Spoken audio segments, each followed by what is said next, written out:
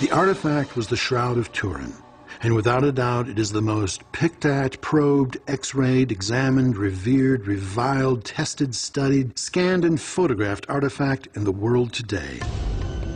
For those who are unfamiliar with this particular piece of cloth, it has long been revered as the object described in the Gospel according to John, chapter 20, verses 6 and 7. Referring to Peter, John wrote, "He saw the strips of linen lying there, as well as the burial cloth that had been around Jesus' head. The cloth was folded up by itself, separate from the linen." For over 100 years, researchers, historians, and scientists of every variety have attempted to determine if this linen cloth, tucked away in a cathedral in Turin, Italy, could actually be the one referred to, the burial shroud of Jesus Christ. In 1988 was both controversial and hotly disputed by experts in many fields. The problem of dating a cloth, not only the shroud, but I think any cloth, any old cloth, is not easy to solve completely and definitely. According to the professor, the idea of a medieval origin of the shroud leads to an impossible thesis. The forger would have had to find a man to crucify, flog him mercilessly, place him in a shroud, and then manufacture or simply wait for the image to somehow appear. I think that is quite impossible, that what we cannot do today, it was very easy and during a medieval period. 150,000 man-hours and the work of dozens of scientific disciplines were challenged, actually brushed aside, by a single carbon-14 test. But the world was left with the same question. What created the image? And how do all of these latest scientific advances lead us to this particular artifact? What is there about the image that causes scientists to put their reputations and fortunes at risk? The herringbone weave that is so consistent throughout the main body of the shroud seemed misaligned, off-axis. Our theory is that there's a mixture of 16th century cloth and 1st century cloth, and the data that we're finding on the cloth matches that theory. Benford and Marino argue that carbon dating is wrong because the section from where the samples were taken had been contaminated with fibers from a later date. According to this theory, cotton from the 16th century was invisibly woven into the linen fibers of the shroud. A fixer was applied to the patched area, and the repair was expertly dyed so that it would be invisible to the naked eye. It is a craft they contend was called French reweaving. When you do this type of French reweaving, you're not just stitching two pieces of material together, and that would give you all of one and all of the other. It's more like this.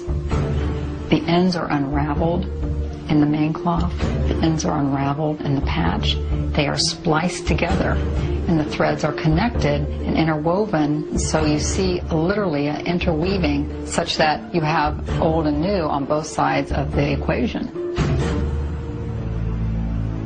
I'm skeptical when I'm listening to this, but they had taken photographs that were available of the samples taken for the carbon dating, and they had submitted these to several textile experts who didn't know they were looking at a photograph from the shroud, and each of these textile experts, independent of each other, said, you know, this looks rewoven. The samples taken for radiocarbon dating were cut from one corner of the shroud, adjacent to a seam. It was effectively an area that was damaged by someone cutting a piece out of it, possibly to sell as relic, so it needed to be repaired. So when the C14 samples were taken, you're going to have a lot of inmixing on both sides. So unless you actually took one thread and did them individually, you wouldn't get a 1st century or a 16th century. You get, guess what? Something around 12 to 1400. Benford went looking for statistical anomalies in the carbon dating results that would confirm a mixture of old and new threads. What she discovered was an incredible pattern that could not be explained away as coincidence. If you look at their unpublished data now, Arizona had some of the oldest dates at 1238 and the youngest at 1430. And you think, were they really 200 years off in their lab? Well, perhaps it's because of material they took from both of their different sides. Now, we don't know that for sure, and they haven't confirmed that. But that's interesting. Oxford is the next oldest, and they're the closest to this side with the most main first century material. Zurich is in the middle, and guess what?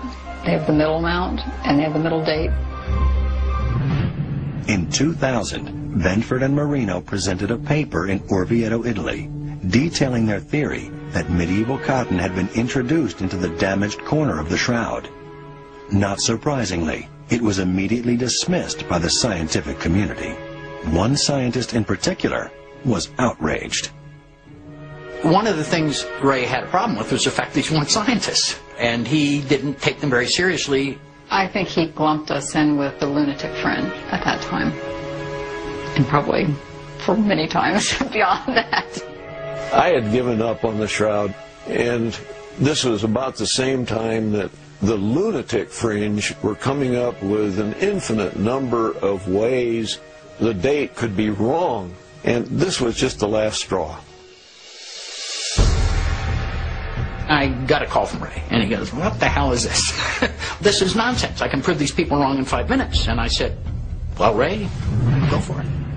But when Ray Rogers went into his lab, he was shocked by what he found. In his opinion, Sue Benford and Joe Marino were right.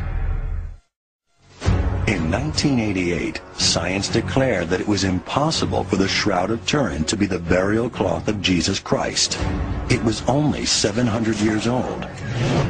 Sue Benford and Joe Marino offered the first real challenge to the carbon dating results. They believed that they had proved the carbon dating wrong because the section from where the samples were taken had been tainted with 16th century cotton fibers. Chemist Ray Rogers, an original STIRP member, thought the Benford-Marino theory was wildly implausible. He just didn't buy it. He said, "That's nonsense. It can't be true." He was the gunfighter of STIRP. He was one of those guys that if he didn't like what you were saying, he'd have pulled out his 6-shooter and fired off 6 before he had a chance to take a breath. He was not very tolerant, especially of people doing bad science. It sounds far-fetched. I mean, it does sound extremely convenient. You know, I didn't believe it myself when I came up with it. Rogers was in a unique position to confirm or dismiss Benford and Marino's theory. Ray had in his possession, from 1978, the tape samples lifted from the surface of the shroud. But remember, those were not big fibers. Those were fibrils taken from the surface. He also had some samples that were taken from the shroud by Professor Reyes, who took samples in 1973 from a corner that was immediately adjacent to the area taken for carbon dating. What few realized was that Ray Rogers was in a race against time. He was losing a long battle with cancer. His old friend, Barry Schwartz, recorded this interview to ensure Ray could recount in his own words what he did next. So I read their paper, and I thought, I've got the samples that can shoot that full of holes. So I got out the Ross samples, and I got out the Shroud samples, and I went to work again. A couple hours later, he calls me and he goes, "Boy," he says, "I can't believe it." He says, "They were right. There's cotton here." He says, "There's no cotton in the rest of the shroud, but there's cotton interwoven here. They must be right." No one was more shocked than Rogers himself. His initial observation seemed to confirm Benford and Marino's hypothesis. But he knew to be absolutely certain he needed to examine the threads that were carbon dated. Until I could get a sample from the real radiocarbon cloth, a documented sample, I couldn't prove anything. The carbon dating process destroys the sample as part of the dating procedure. But all the labs involved in 1988 had held on to a small sample as a reserve. The authentic radiocarbon sample that I got, these segments of yarn were cut from the middle of the radiocarbon sample, so there was no question about them. And when I looked at these samples from the radiocarbon area, there's no problem at all finding cotton in them. Rogers was now convinced that Benford and Areno had been right. In fact, he found other evidence they had missed, which proved the shroud had been repaired with cotton fibers in exactly the section where the carbon dating samples had been taken. If you happen to hit a place where a yarn segment from the original shroud was spliced into the new reweave part, the splice very definitely shows the new yarn that was being put in and dyed to match.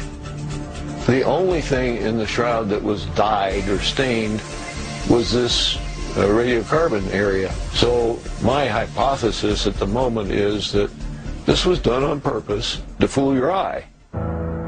Rogers also returned to Sturp's 1978 experiments to see if there was anything the carbon dating labs had overlooked.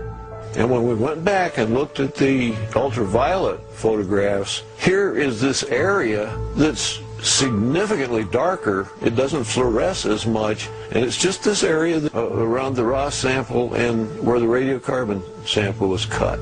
And if they had looked at any of the photographs that we had and studied the information we had as of 1978, they would have known that that was the worst possible place they could have taken a sample. Had somebody paid attention to my photographs of 78 and other data that we gathered, they would have chosen a different area. My conclusion is that that area was manipulated. It was done by somebody with great skill and different materials than were used to make the shroud. In 2005, just 5 weeks before losing his battle with cancer, Rogers published the last paper of his distinguished career. He did not call into question the science of the carbon dating labs. In fact, he believed they were accurate, but only for the damaged section of the shroud. In his opinion, the results told us nothing about the true age of the main body of the shroud. Future they will. Try and explain something to me, if you can, Barry, in unscientific terms. This idea that the conditions under which the shroud was stored might have skewed the results to give it an earlier date, a later date. How could that have happened? Well, the shroud has been handled so many times. It has been displayed publicly. It has been hung in from a balcony for public display. So the opportunity for contamination to settle on the cloth. Also, remember, it's been burned in fires, so the heating of the cloth could have contributed to the contamination. So there are really a spate of reasons why that might have occurred, and I think that's why they're concerned about it now. You've obviously seen this and studied it. There are a lot of people who've seen it, that if it were really dating back to 1 AD, it would look much older. How do you answer that? Well, I would answer it by saying that simply this cloth that bears this image would have been carefully protected. And assuming for a moment that it really was 1st century, it is a blood-stained cloth that was against Jewish tradition to even handle. So they would have kept it a secret. It would have been well preserved, probably kept hidden most of the time, and perhaps that's the reason why the condition is as good as it was. When I first saw it in 1978, I felt the same thing. It seemed to be quite well preserved for something that potentially was that old. Well, let's take a leap of faith, no pun intended here, but if this turns out to date back to 1 AD, and if in fact it is the image of Christ there, is there any DNA evidence possibly on that cloth that then would allow scientists to trace the ancestors of Christ? There was a preliminary DNA analysis done in 1995. It was not an authorized test, but it was done from an actual sample of the shroud blood.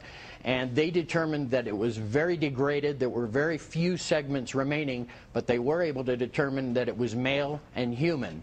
Whether or not other types, newer types of DNA analysis could tell us more really would depend on the Turin authorities giving permission for this type of testing to be done.